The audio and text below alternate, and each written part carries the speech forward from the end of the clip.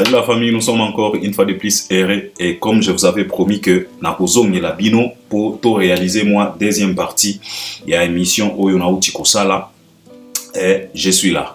En tout cas, je rends gloire au Seigneur, je suis là, je respire sans problème et j'espère que Bisika Posa osa bien par la grâce de l'Éternel parce que wana soué na biso. Alors si c'est la première fois, si t'es pas encore abonné ou bien si tu es un habitué mais jusque là tu hésites ou bien tu ne veux pas t'abonner, je te demande, je t'en supplie, abonne-toi. C'est juste en bas dans les coins, tu cliques, tu t'abonnes, tu actives aussi la cloche de notification pour être toujours notifié à chaque fois qu'on postera quelque chose. Tu seras notifié, tu vas recevoir ta notification et tu vas te précipiter pour aller visionner ce que Albert Premier a proposé. Là, tu peux déjà liker, partager aussi les liens pour l'audience et puis regardez aussi nos vidéos jusqu'à la fin pour une bonne compréhension. Et puis par après, si tu as quelque chose que tu voulais partager avec nous par rapport à tout ce qu'on va dégager, développer, analyser, décortiquer ici, laisse-nous un commentaire ou bien si tu as des conseils, des suggestions, des révélations ou bien si tu n'es pas d'accord, tu veux nous contredire, ne t'en fais pas. Tu es libre. L'espace des commentaires est là pour toi. Tu peux tout simplement nous contredire à travers l'espace des commentaires. Donc, c'est simple que ça. Alors, je suis là pour réaliser deuxième partie, il y a émission. Deuxième partie, il fallait tout se consacrer mingi na likambo oya koloba que Fally Ipupa, il est contre tous. Donc, celle contre tous. C'est comme si ba musicien nyonso ya Congo basangana directement ou indirectement pour combattre un seul artiste, une seule personne, un seul homme. Et l'homme en question, c'est Fally Ipupa. Alors, plusieurs warriors m'ont dit, et pourquoi ils m'ont demandé de réaliser un peu une émission pour décortiquer, parler un peu de ça, exposer ma réflexion sur ça, c'est parce que quand ils ont visionné, ou bien quand ils ont vu, quand ils ont suivi les concerts de Werason, dans son concert, quand il chantait sa chanson Tolingana Tosa Lisana, il citait des noms. Parce que la plupart, dans presque tous les concerts de Werason, il a cette habitude. Quand il est en train d'interpréter cette chanson-là, il a toujours cette habitude de citer les noms pour inciter les gens à l'unité, à l'amour, à la communion, malgré que nous savions tous que souvent, ce n'est que de l'hypocrisie. Ce n'est que de l'hypocrisie parce que Albert Premier, je vous ai toujours dit que si vous voulez voir l'hypocrisie, na ba facette na ngonyoso, ou bien si vous voulez rencontrer les généraux, le ministre, les bourgmestres de l'hypocrisie, allez tout simplement dans Wenge. Là, vous allez trouver des généraux, vous allez trouver des ministres, il y a hypocrisie dans Wenge. Alors, c'est à partir de ces concerts que Werason vient de réaliser dans Arena Grand Paris, Werason, il était en train d'interpréter aussi ces chansons et en interprétant la chanson, Werason a cité les noms de Koffi Olomide. Alors, les warriors m'ont dit, Albert, comment se fait-il avec la sortie médiatique que Koffi Olomide vient de réaliser chez Bossolo dans politique, au moment où Wenge était en deuil, ils ont perdu l'un des généraux. Il y a clan, Koffi Olomide les a clashés. Mais on est surpris de voir Werason, Naba énergie na nyonso, il a oublié Kingiama, il a oublié Kinkoi, il a oublié Kimanzaka, mais il a cité Koffi Olomide. Alors les warriors m'ont dit comment se fait-il? Et il a ignoré les noms de Fally. Alors plusieurs warriors et arrangé bangote. Et puis on a comprendre pendant inquiétude na bangwana ou bien préoccupation na bangwana parce qu'aujourd'hui on est tellement observateur. Ce n'est pas comme Kala, le musicien faisait des trucs et ça passait comme ça. Mais aujourd'hui, je vous ai toujours expliqué que Tokota déjà dans le monde avare, tout est vérifiable. Tu ne peux pas parler quelque chose et puis passer comme ça inaperçu. Non. Tango ka ozo fongola monoko na yo po oloba. Dans ta tête, il faut oye bagayango que vareza. Et je vous ai toujours expliqué que vareka taka action te. Vareti kaka okene na action na yo tina suka. Après avoir commis sa action na yo tina suka var nde ya kasikoyo koya ko checker soki na action na yo wana il y a pas un ça ne va pas. Alors aujourd'hui batu baza ba observateur batu bazo la ndela makambo à la lune à la loupe. Donc soki ka ko dérailler moi moké ba kozongisa yo bakoya na ba inquiétude na bango. Alors nazo comprendre ba warrior ba elinga moins inquiétude moins préoccupation oyo. Alors balobi nanga que non Albert explique-nous pourquoi le musicien congolais ata soki baza na ba conflit. Mais quand il s'agit de combattre Fally, ils oublient leurs différences, ils oublient leurs conflits, ils oublient leur ego et ils font semblant de se mettre ensemble pour détruire Fally Ipupa. Au moment où, si Fally réalise quelque chose de grand, ces gens-là, ils ont du mal à oublier leur ego, à oublier leurs différences, pour quand même applaudir pour Fally Ipupa. Qu'est-ce qui ne va pas? N'est-ce pas ces gens-là, ils se sont mis d'accord ou bien ensemble directement ou indirectement pour combattre Fally. Nako développer awa. Toko touche pe vieux quadra. Visite na hippodrome. Ah, musique à Congo. Ba musicien na biso vraiment. Ba musicien na biso bazala kolokola mbisi. Mbisi ya aquarium. Bako chanja gâté. Alors, Nabani na likambo oyo que le musicien congolais, ils ont cette facilité de se mettre d'accord, de se mettre ensemble, d'oublier leurs différences, d'oublier leur ego pour se mettre ensemble directement ou indirectement pour clasher, dénigrer, détruire Fally Ipupa.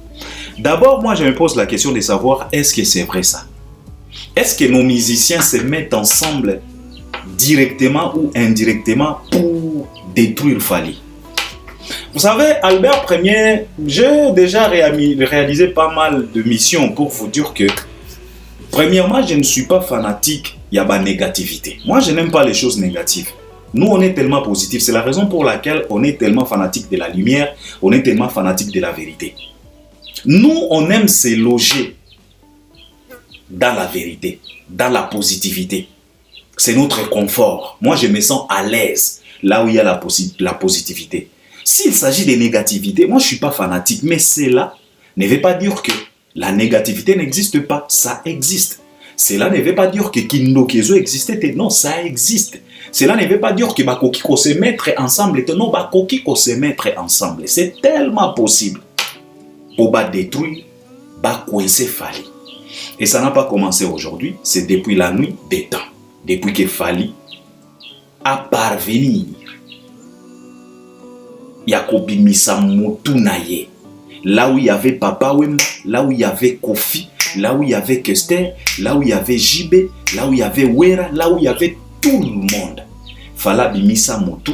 Et depuis Abimisa Motu, Bangonyo Soba Kweya, Balala, Misusu Bakufa, paix à leurs âmes, Misusu Bazalakawana comme des morts vivants.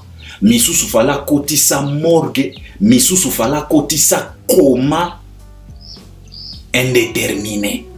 Bala mukakate, ata soki o réanimé akola mukate. Jusqu'au jour d'aujourd'hui, Fally est toujours au contrôle. Alors dire que les artistes essayent toujours de se mettre ensemble, de faire semblant yakolingana, juste pour combattre Fally, ça peut être vrai. On a dit ce qu'on ne vient pas, ça peut être vrai. Mais mon problème ou bien ma préoccupation, moi, c'est quoi? C'est que je me pose quand même la question de savoir. Vous savez, si et seulement si, j'ai déjà réalisé pas mal d'émissions pour expliquer ça.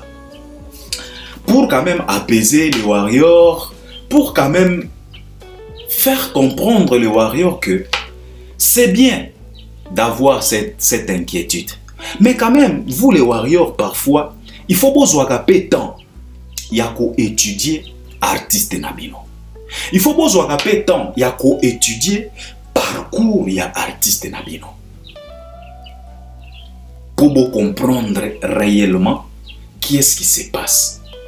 Premièrement, je voulais tout simplement vous dire que, pardon, Fally Nenga azalaka wana, azalaka yuma te, azalaka mbendre te, Fally azalaka ngotobobo te, oyo ya kofanda, azotalela batu, ndenge bazosala le ba kabal, bazolinga ba détruire, ye azotala bango kaka. Non, détrompez-vous. Je vous ai déjà dit que dans la République démocratique du Congo, il n'y a pas plus yanké dans le domaine de la musique que Fally Ipupa. Ça n'existe pas. Au moment où tu as ba Blaise, ba Jibe, ba Wera, ba Ferry, ba Nani, ce sont des mbendre.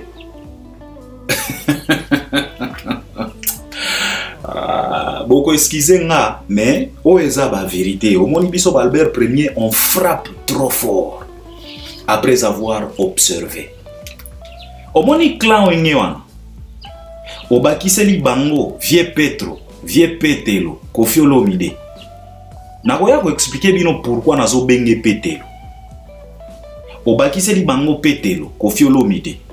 Au bakiseli bango ba nyonso oyo ko bakisela bango. Ce sont des mbendre, des mbotobobo tapaïde. Au retour en Albert, pourquoi tu dis ça? C'est simple à t'expliquer. Tous les artistes que je viens de te citer ici, ils ont déjà pleurniché plus de 2 fois, de 3 fois, de 4 fois à travers leurs chansons, à travers leurs sorties médiatiques. Tous ces artistes onauti kotanga awa bakisana vie Petelo, ce sont des pleurnicheurs. Artistes wana bazalaka toujours na kati ya lamentation. Alors un yanké ne se lamente pas. Un vrai mwana mobali ne pleurniche pas.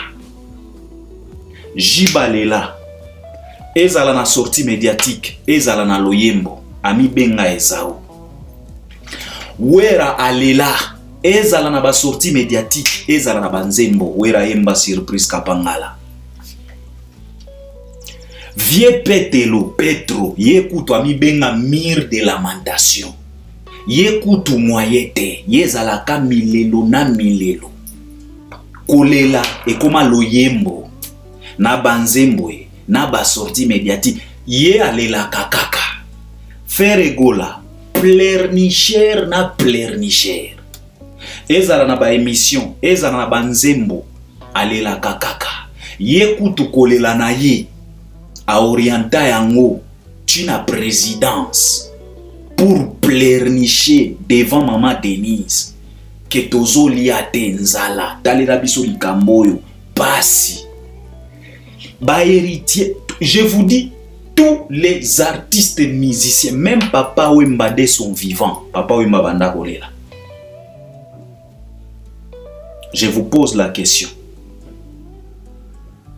Où est-ce que et quand est-ce que avez-vous déjà vu entendre Fally en train de pleurnicher?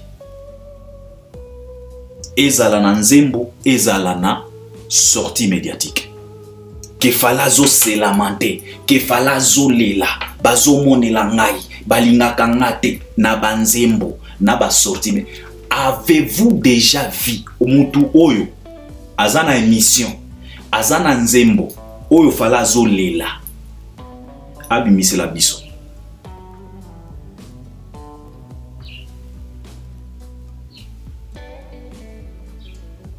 Alors un vrai yanké, un vrai mobali ne pleurniche pas. Un vrai yanké, un vrai mobali ne se lamente pas. Un vrai yanké, un vrai mobali ne pointe pas du doigt. Non. C'est celui-là qui observe la situation. Dans l'oiseau la situation, il fait par tous les moyens possibles pour comprendre Qu'est-ce qui se passe tout autour? Et par après, azweli yango stratégie, azweli yango solution. Wana nde mobali alela kate. Mais Nathalie Sibino awa tous les sauf rien balela. Ezala na émission, ezala na loyembo balela. Adolphe Dominguez alela. Blaise Boula alela. Tout le monde balela sauf Efanjo. Et c'est par là, moi je me pose souvent la question de savoir.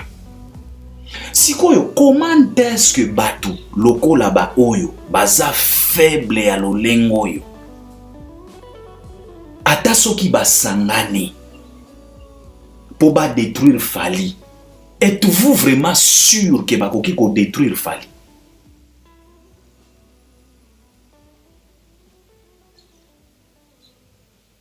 C'est par là que ngana ndimakate. Parce que nga esi na loba dans plusieurs de mes sorties médiatiques. Naloba que si et seulement si bande konabiso oya ba artiste, si ils étaient vraiment forts, au vrai sens du mot fort, ne Fali tokundakala. Mais Tilelo, le mec le maltraite na niveau moko ya kosagana te. Tilelo ndeko mobali wa azo fiakula bango fimbo na ndenge moko ya kosagana te. Sikoyo ngana mitunaka ba complot yango basalaka bakosangana oya direct ou indirect pour détruire Fali. Ezalaka na au fait, finalité nango ezalaka nini? Parce que ce n'est pas qu'aujourd'hui qu'on a commencé yakoyoka ke non bazo sala ba kabal, bazo sala ba complot. À chaque fois toyoka kaka au complot mais tomi tunaka ba complot yango esukaka wapi? Tomonaka ba vidéo awa bazo utiliser ba mama bana basi o ngao koko na bota na Fali na ndenge histoire ko banda. Nanenge histoire kolimwa toyebaka te. Mais à chaque fois oh bah on se mettre ensemble, oh bah on combattre ngana mitu. C'est la raison pour laquelle ngana zalaka pena fanatique ba makambo yote, parce que je me dis que si et seulement si ces gens-ci étaient forts, au vrai sens du mot fort, ne fala koya kala. Mais à ma grande surprise, tozo kende na 20 ans de carrière. Le mec a tikala kokwe ata mokolo moko te. Nenga telema atelema bongo tilelo. Azaka kaya kotelema. Nenga bima abima bongo tilelo. Azaka kaya kobima. So yango ba conflit yango. Yango ba complot yango. Yango ba kabala, ezalaka ba kabala ngwa lolengeni. Oyo esimbaka te. Oyo eabutisaka te. Oyo ekomaka na destination te. Quel genre de kabale? Quel genre de complot? Parce que moi je suis sûr et certain que si aujourd'hui Fally Ipupa a eu décision yako comploter pour un kingani d'artiste, papa yo moko ko sentir chaleur. Si aujourd'hui Fally se met à comploter contre un individu d'artiste, peu importe registre oyoza, oko sentir complot wana nde tokoloba ke mutu aza fort. Parce que pourquoi na lobi yango? C'est parce que Fally il est toujours accusé de coincer les autres, même là où il n'y a pas la main de Fally, mais on l'acquise. Balbum a batezo simbate, Fally mutu a bloqué. Soki mutu a bimi sinzembo simbite, Fally mutu a bloqué, a fouti ba DJ. Donc au moins que lui au moins, même là où on ne retrouve pas sa main, c'est son nom qui est cité.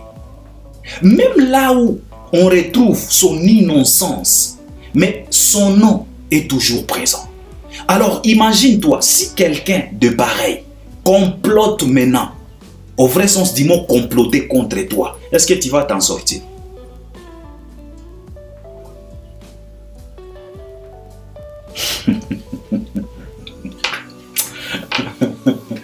Omoni, ba warrior, bofana na bino, calme. S'il y a des complots, basala ba complot na bango. Ce qui est vrai, fali pou pandeng mazawana, azalaga zobate, azalaga peyumate. Azab vrai, na expliquer, na pesio ba détail pour comprendre qui est yanké, qui l'est pas. Falaza yumate. Oyo ya kofanda kakaka, azota labino, bozo comploter contre ye. Non. Mutuna mutu azalaga na ndenge na ye, ya ko réagir. Mutuna mutu azalaga na ndenge na ye, ya ko contre-attaque. Contre-attaque ya Barça, ezalaga ndenge moko te na contre-attaque ya Real Madrid. Mutuna mutu azala na système de jeu na ye. Donc yango oyo nalingaki quand même na faire comprendre ba warrior que ba inquiétude o bozalaga nango, c'est bien d'avoir cette inquiétude, mais quand même bo observa kapé makambo, bo observa kapé réalité, bo mituna kapé ba question. Banda ba complot. Bo esima kate pona nini? Est-ce que bino boyebi combien de cabales, combien de montants Kofi a déjà dépensé pour comploter contre Fali? Papa, soki boye bagate, Kofi akenda tina bene. Tango akenda ki ko prester na ba manifestation ya ba voodoo. Et loko emaki ekuna, ce n'était pas tout simplement prester. Akenda ki pena kombo Fali. Soki boye bagate, batale la epe kaya Fali. Mais tilelo, ao melama ikaka, viena biso petelo. Azo melama ikaka, ngangata soka forme mwana tika la kana oya ye moko. Biso to senga ka bimisela biso oya ye moko oya tika la nango. Ebi magate, tilelo, ao melamai.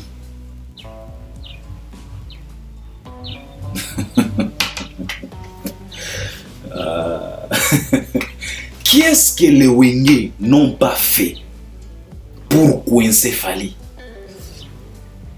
Est-ce que Simba et Simba na Congo, Tobimi c'est la Fali combien de rivales?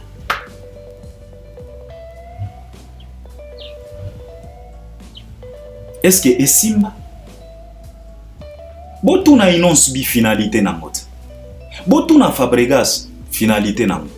Botuna fere oyazo sentir ba oka douleur. Quand Kofi Olomide a vu lui-même que tous les petits frères, tous les pions, tous les éléments qu'il a utilisés pour coincer Fali a bêta bango, Kofi lui-même s'est livré dans les combats ouvertement. Le lobby sonius tozo mona yango. Le lobby sonius tozo mona yango. Kofi ne cache plus rien. Et Kofi ne cache plus rien. Il est venu lui-même au front.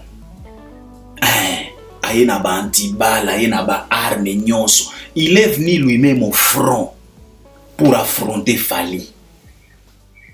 Kalabanda kosala ngo sima ya bato. Aujourd'hui, Kofi lui-même est venu. Il est en train de combattre Fali ouvertement. Kofi ne se cache plus. Mais malgré que lui aussi s'est livré ouvertement, malgré que lui-même s'est lancé au front,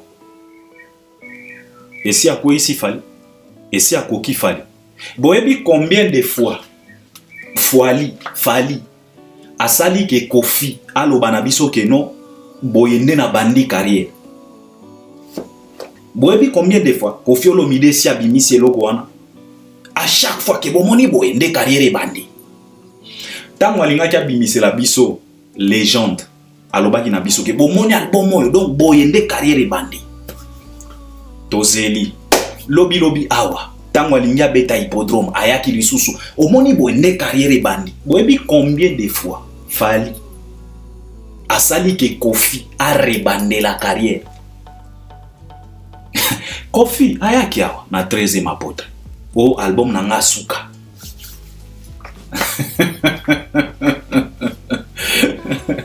Vous savez, comploter, c'est bien. Mais il faut se poser tout simplement la question de savoir, tu complotes contre qui? Au moins, il y a un complot où il y a des artistes musiciens congolais, ba Kofi, ba Wera, ba Jibe, ba Ferre, ba Nani, ba artistes na biswana, ba loko wana. Eza loko la, okuti ba mpuku, bazo sa la réunion, bazo comploter contre Lyon. Au moins, yo moko tango kotala bango koloba eske ba oyo pena ba normal. Eza lokola o tozomona. Il y a de ces complots. Yo moko tali complot ango lobi papa. Oza pena ba courage hein. Eza lokola lelo yo. Tomoni République démocratique du Congo, tomoni Burundi, tomoni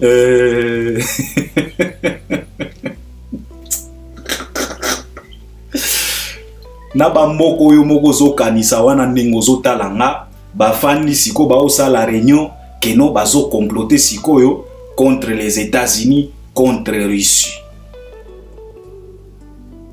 Na yo moko peno koloba na bango bandeko. Bolembi ko vivre ou quoi? Eza lokola ba complot tozomona. Ce sont des complots sans effet. Ouera n'est pas cité les noms de Fally na concert na ye. Pour nous, on est tellement fiers de ça. Papa, ce n'est pas quel animal. Oyo azalaka na courage ya kobeta masolo ya lion. Bisika baza. Ce n'est pas n'importe quel animal. Oyo azalaka na courage ya kobeta masolo ya lion na forêt. Tigre akoki ko se permettre. Léopard akoki ko se permettre. Mais ce n'est pas n'importe quel moloko. Oyo akobanda kofanda zo beta bande konaye bakolobana papa kotanga kombo wana te. Et soki abimeli biso awat. Alors Wera n'est pas cité le nom de Fally, ça nous prouve encore une fois de plus que Fally aza camarade na bangote. Et ils sont conscients de ça. Papa, kombo ya Fally ezobima na NBA All-Star Africa. Nebisika ba kombo ya Fally ezobima. Kombo ya Fally ebimaka na ba Forbes magazine. Kombo ya Fally ebimaka na ba Skyrock. Kombo ya Fally ebimaka na ba entourage ya ba Angela Bassett. C'est quoi encore la dame là? Yaba Tasha Ndebisika. Ba kombo ya Fally beta makakuna. Ba masolo ya Fally. E beta makaipa ya ba Eto ba Drogba. Yo goya kobimisa kombo ya Fally n'importe comment et n'importe où. Na lisanga ya ba Korbo, na lisanga ya ba Mpuku. Yo banda kobeta masolo ya Lion. Na nengeni. Wera n'est pas cité le nom de Fally, c'est effectivement yo kotanga papa. Nalobi na yo ce n'est pas n'importe quel animal oyo azalaka na audace ya kotanga kombo ya lion na forêt. De peur que tango kaka kosilisa kotanga kombo ya lion, lion akobimela ye. Vous savez baloba na biso que quand on parle du loup, faites attention, peut-être il est aux alentours. Et alors ce n'est pas n'importe quel animal, ce n'est pas n'importe quel mpuku, ce n'est pas n'importe quel niao oyo akoki kozala na audace ya kobanda kotanga kombo ya Fally na babuzoba na babassesse moko boezanga tina. Tolingana tosalisana, Fally n'a plus besoin de leur aide. De toute façon, depuis qu'il a commencé, il n'a jamais demandé l'aide à personne. Yemoko Wera son a reconnaîtra yango chez Papi Mboma. Il a regardé Papi Mboma droit dans les yeux en disant que non, je félicite Fally parce que azobunda yemoko. Atikala kosenga bango aide te. Fally atikala koloba na bango te ke tolingana po tosalisana. Non. Bango nde balingana basalisana. Fally est tellement fort de façon que aloba na bango et atalisa bango ouvertement que nazalaka na besoin na aide na binote. Wera yemoko aloba yango te. Je félicite mon jeune frère Fally, mais azobunda yemoko. A akotisi kiwenge po alobake no omoni kobunda yo moko ezalaka bien te ata soki oza na 600 000 volts bakoki koyela. Non, Fally ne craint personne. Aujourd'hui, là où Davido est nominé, là où Burna Boy est nominé, là où Wizkid est nominé, là où Dadju, Booba, Gims est nominé, Fally aussi est nominé là-bas. Agobanga Moutouté.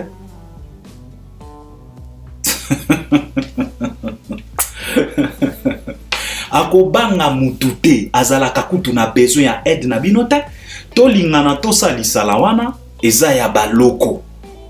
Omoni ezalaka na ba phrase mosusu appropriée pour les locaux. Un to se soudé, to lingana to salisana, Fally n'a plus besoin de ça. To se soudé na ndenge nini. Sala musique na yo, Fally pe akosala ya ye, fere pe akosala ya ye to tia na marché. Soki esimbi musique na biso eko inonde marché. Bako beta masolo na biso. Tia concert na yo, Fally pe tia ya ye, c'est ça.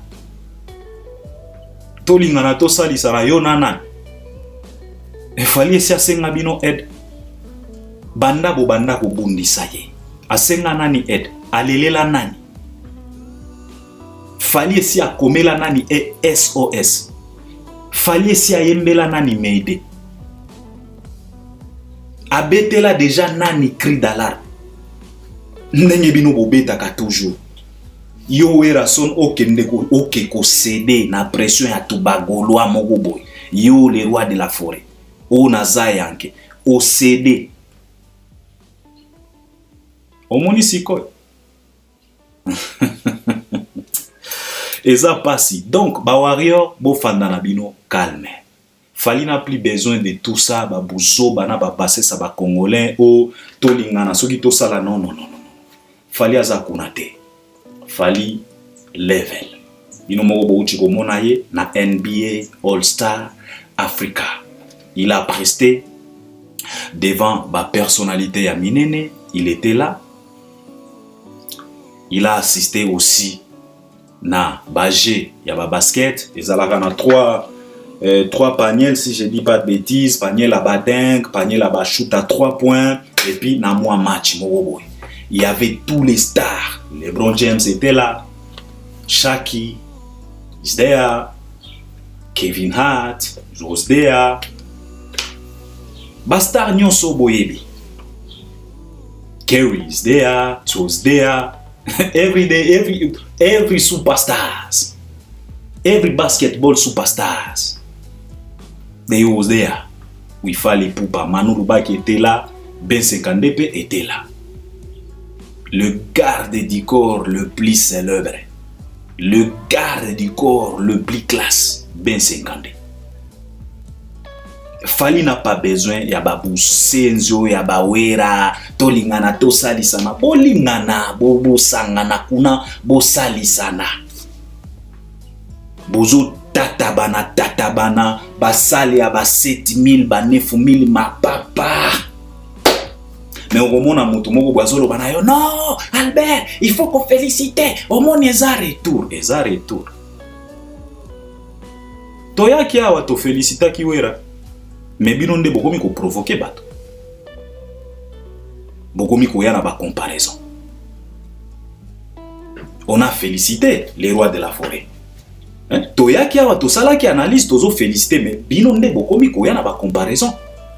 Bolingi sikoyo to kunola busoto nyonso to tiango na mesa. Bobo sepelatin. Oh, ezalaki retour, ça faisait plusieurs années, mais Fally aussi a fait plusieurs années sans pour autant se produire en France. Mais comparé si quoi retour ya Fally na retour ya artiste nyonso. Fally quand il a fait son retour, à salaki retour na salle ya 20 000 personnes. Atondisa yango. Deuxième retour 40 000 KO debout. Et bongo bino.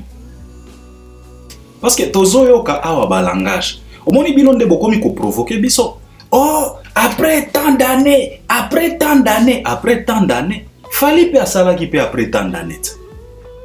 après tant d'années à Fali, to comparer à Siko, on a après tant d'années à artiste na bino ba wengi. Pour les bolingi bo comparer Siko concert à Wera na concert à nenye bo zanga rapena Sony.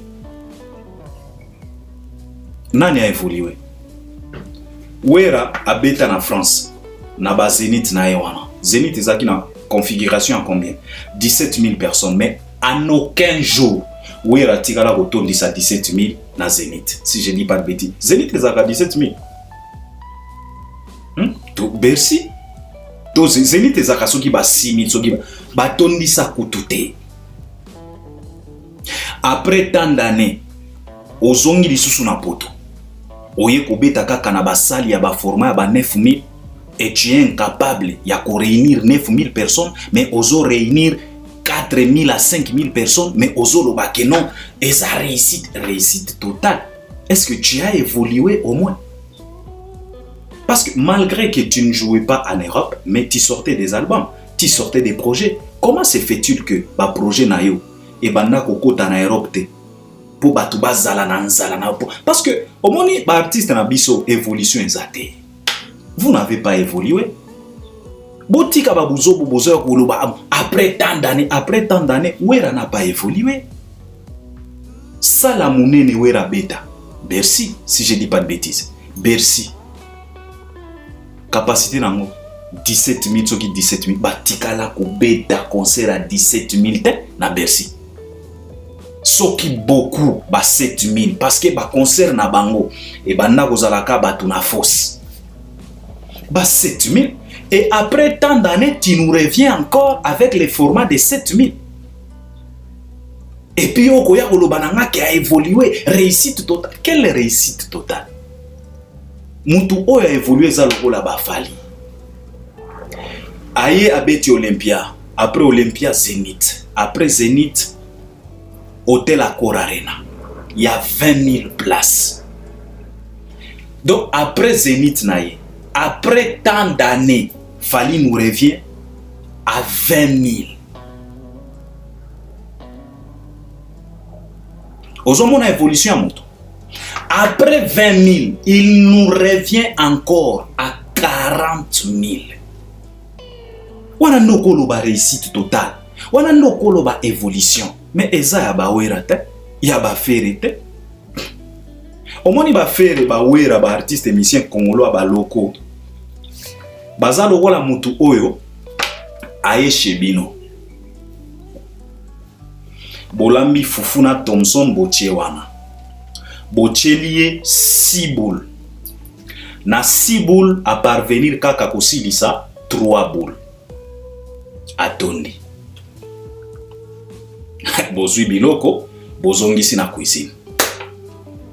Bolobi na ye, oliaka mingi te, alobi te, na liaka. Après, aye kozonga lisusu. Binomoko bolobi que non, a évolué quand même.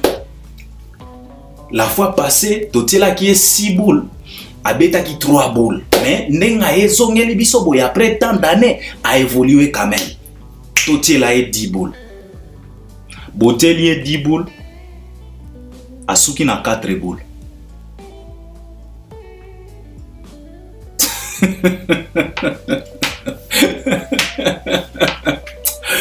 Vous savez, botika ba comparaison parce que tokoya ko choquer bino awa na ba vérité. Mais batu lokola ba Fali eza batu oyo aye ko rendre bino visite pour la première fois, botieli 3 boules, assassi tous les 3 boules. Tango aye ko zonga bolobi asilisa ki 3 boules, tika to piéger to tiela 7 boules. Afiakoli yango alemboli na sani. Bolobi tango akozonga toko piéger na 20 boules, botieli 20 boules asasi yango asengi bino na bière. Bino moko bofandi bolo bien. En tout cas, o évolue o komi kolia eza lokola ba wera te. Na 2020 osilisa kaka 3 boules sur 6 boules. Ozongi na 2022 sur 10 boules osilisi kaka 3 boules et demi. Ozongi na 2025 sur 20 boules osilisi kaka 4 boules. Mais Ozo tout à tout l'okeno a évolué après tant d'années. Retour moko réussi. Retour, quelle réussite? Quelle réussite après tant d'années. Effectivement, après tant d'années, il fallait casser les baraques. Après tant d'années, il fallait faire le miracle. Mais Bozo Beta va concert Manzanza. On a félicité, mais là, vous nous poussez maintenant. Il faut arrêter avec vos bêtises. Bi compara. To félicité, ouais, to bombi babusoto. Mais bokomi ko pousser biso. Ce qui va continuer, to goya ko kondolana misusu oto yebi pour na concert wana. Faut faire attention, Baer Mosusu. Faut faire attention. Botika babuso bana yo ko kende ko comparer busoto ya concert wana na concert à Paris la Défense Arena. Tu es malade. Toi, on te parle d'un concert qui a généré plus de 3 millions de dollars.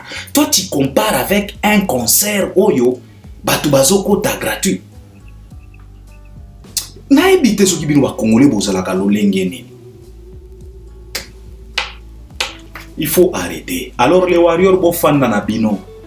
Botika basala ba complot. Omoni ba complot misusu ezalaka ba perte de temps. Oyo fali ayembela ki biso na mal accompagné. Ba relation mosusu ezaka ba perte ya temps. Alors ba complot misusu ekomika ba perte ya temps. Alors botika bango ba comploter. Koffi Olomide tomoni na hippodrome. En tout cas, comédie. Bangadia dia ba pena ebele na musique na biso vraiment. Tomoni na ba hippodrome kuna ayelokola ours ya neige. Pembe yena fere mikolo yo ba manteau ya ba furure wana. Ndeko nanga moko sekisinga mabe alobi nanga Albert Fer abeti furure. Na lobi na furure alobi wana pena furure.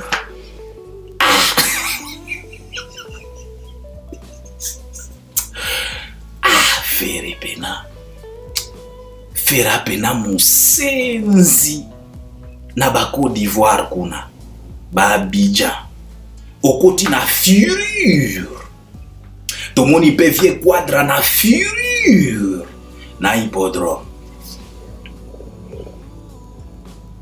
Na Sindi. Sinda zaka pena zoba ser na biso pena excusez de le dire mais natango nga soki natali pena Sindi na elongi bwe namonaka ye mayele te. Azaka pena zoba ser wana. Ndenge nini yo bakobandaka bendaka yo kaka lokola lokola Isaac. Ezalaka Isaac. Mwana oyo Abraham alingaki apesa offrande. Ezaka Isaac. Ndenge nini bakobenda yo lokola soki Isaac. Po Abraham abenda mwana bandaka kolanda tata azoyeba te soki yende ba okende ko nyonga kuna. Ye azokende kaka. Azokende kaka nde Sindi ye babendaka ye kaka. Babendaka ye kaka neti meme neti ntaba babendaka kaka. Tala. O bake ko visiter hippodrome. Nde visite omoni nakozongela likambo. Tango natali visite wana, je me suis dit tu vois maintenant les ridicules. Tu vois maintenant? Ça c'est la honte. Ok ko visiter hippodrome, on dirait ozo visiter Villa del Piero.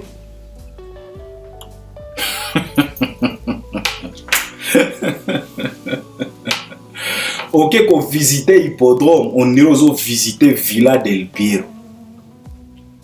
Balukuta. Ba montage moko boye ba mise en scène. Oh bon moni kona nde ba boss ba kofanda wapi balusa caméra talisa bisot baloge